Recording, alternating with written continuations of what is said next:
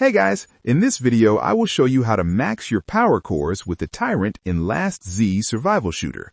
Alright, let's begin. To get the most power cores from the Tyrant, the first thing you need to do is teleport your base as close as possible to the Tyrant. Open the map, choose a nearby location, and teleport to an area surrounded by safe tiles. Being close is important because the event has a limited time window, and faster attacks mean more total damage.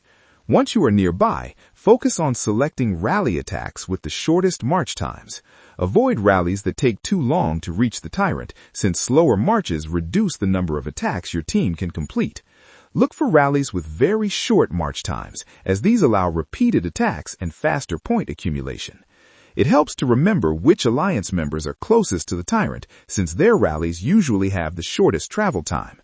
While attacks are ongoing, use this time to heal your troops, since alliance help will speed up the process. By staying close and choosing fast rallies, you can consistently reach the highest reward tier and secure the maximum power cores for your account. So that's basically how you can max your power cores with the Tyrant in Last Z survival shooter. That's it for this video. Thanks.